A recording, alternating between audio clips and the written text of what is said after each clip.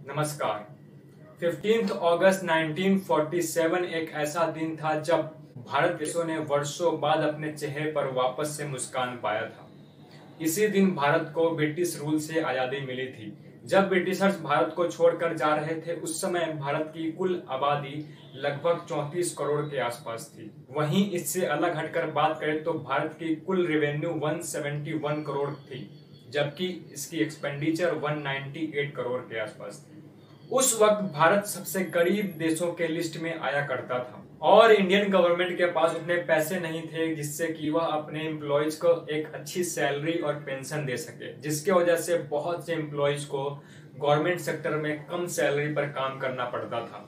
Government sector में काम करने वाले एम्प्लॉयज की स्थिति लगभग 1990 के आसपास तक ऐसी ही बनी रही थी, जिसकी वजह से 1990 से पहले तक ज्यादातर लोग गवर्नमेंट सेक्टर्स में काम करना पसंद नहीं करते थे। उस वक्त ज्यादातर लोग प्राइवेट सेक्टर की ओर अट्रैक्ट होते थे, क्योंकि प्राइवेट सेक्टर गवर्नमेंट सेक्टर के कंपैरेटिवली ज्यादा सैलरीज दिया करती थी। परंतु 1990 के बाद से जब इंडियन इकोनॉमी खुलने लगी, उसी वक्त भारत में प्राइवेटाइजेशन का आगमन हुआ और प्राइवेटाइजेशन की वजह से बहुत से लोगों को अपनी जॉब्स खोनी पड़ी थी। जबकि इसके विपरीत जो लोग गवर्नमेंट सेक्टर्स में काम कर रहे थे उनके जॉब्स के ऊपर कोई असर नहीं पड़ा और वो अपनी जॉब सिक्योरिटी के साथ गवर्नमेंट सेक्टर्स में काम करते रहे। और कहा जाता है कि यहीं से भारत के लोगों के अंदर जॉब सिक्योरिटी की भावना उत्पन्न होती है।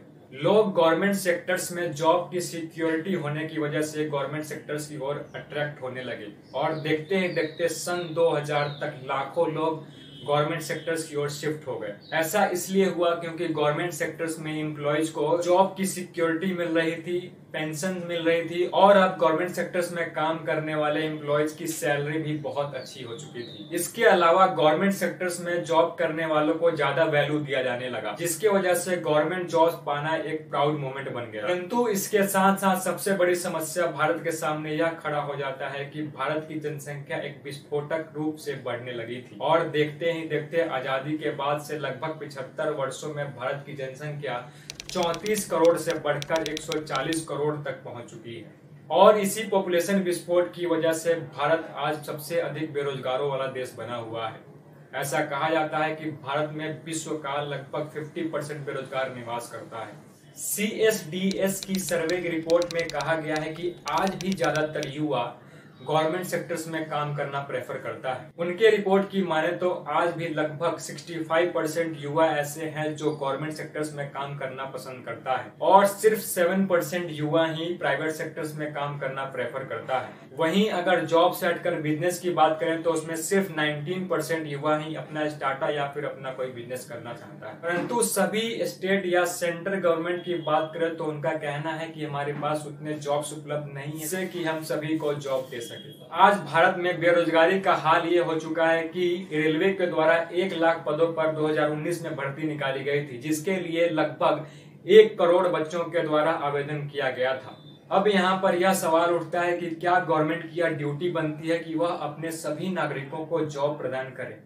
तो इसका आंसर है नहीं, गवर्नमेंट की यह ड्यूटी नहीं बनती, परंतु गवर्नमेंट की यह रिस्पॉन्सिबिलिटी बनती है कि वह अपने नागरिकों को एक अच्छा जीवन जीने के लिए आजीविका प्रदान करे। परंतु सभी सरकारों का यही कहना है कि उसके पास जॉब्स नहीं है। तो आइए अब जानते हैं कि क्या वाकई भारत में जॉब्स की कमी है। इसके लिए इंडिया टुडे की एक रिपोर्ट की माने तो कहा जाता है कि इंडिया में स्टेट और सेंटर दोनों को मिलाकर सिर्फ टीचर्स के लिए लगभग 10 लाख पद खाली हैं, जिसके लिए किसी भी स्टेट गवर्नमेंट या सेंट्रल गवर्नमेंट के द्वारा रिक्रूटमेंट नहीं किया जा रहा है। और इसी साल अप्रैल के महीने में आपने रेल मंत्री के द्वारा दिए गए एक वक्तव्य को सुना होगा, जिसमें उनके द्वारा कहा गया था कि इंडियन रेलवे के पास लगभग 2 लाख से ज्यादा पद खाली है, परंतु इन खाली पड़े पोस्ट को भरने के लिए अभी तक कोई स्टेटमेंट जारी नहीं किया गया है। टाइम्स ऑफ इंडिया के द्वारा एक सर्वे किया गया जिसमें यह पाया गया कि इंडिया में लगभग 5.5 लाख पुलिस पोस्ट खाली पड़ी हुई है। यूनाइटेड नेशंस के द्वारा यह कहा गया है कि अगर आपको अपने स्टेट में लॉ एंड ऑर्डर को व्यवस्थित रूप से रखना है तो इसके लिए आपको हर 1 लाख पॉपुलेशन के ऊपर लगभग 222 पुलिस फोर्स की आवश्यकता पड़ेगी। अगर यूनाइटेड नेशंस के द्वारा दिए गए रेशियो के अनुसार देखा जाए तो भारत को अभी लगभग 9.5 लाख पुलिस फोर्स की आवश्यकता है। वहीं आंगनबाड़ी में भी अभी लगभग 2,20,000 पोस्ट खाली पड़ी हुई है। आर्मी और पैरामिलिट्री में लगभग 1,24,000 पोस्ट खाली पड़ी हुई है। वहीं पोस्टल डिपार्टमेंट की बात करें तो इसमें लगभग 54,000 पोस्ट खाली है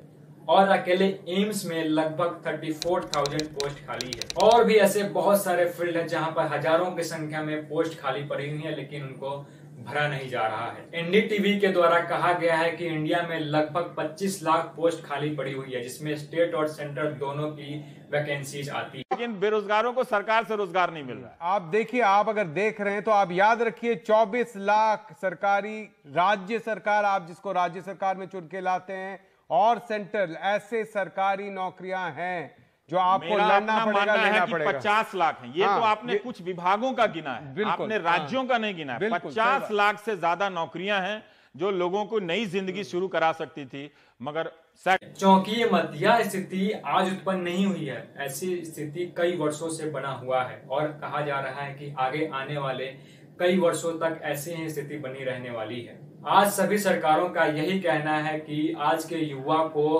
जॉब्स के बजाय अपना स्टार्टअप या बिजनेस खोलने के बारे में सोचना चाहिए। और ऐसा कहा जा रहा है कि आगे आने वाला समय जॉब्स को लेकर इससे भी बुरी स्थिति उत्पन्न करने वाली है। और गवर्नमेंट के द्वारा उन्हीं लोगों को ज्यादा प्रमोट किया जा रहा है जो या तो अपना स्टार्टअप चला रहे हैं या फिर चलाने के बारे में सोच रहे हैं। लोगों को अपना स्टार्टअप्स खोलने के लिए मोटिवेट किया जा रहा है और देश में स्टार्टअप्स के लिए एक अनुकूल माहौल उत्पन्न किया जा रहा है। तो यह था अब तक का अपडेट। अगर वीडियो इन्फॉर्मेटिव लगा हो तो लाइक जरूर करें और चैनल को सब्सक्राइब करना बिल्कुल मत भूलें। धन्यवाद, मिलते हैं अगले वीडियो में।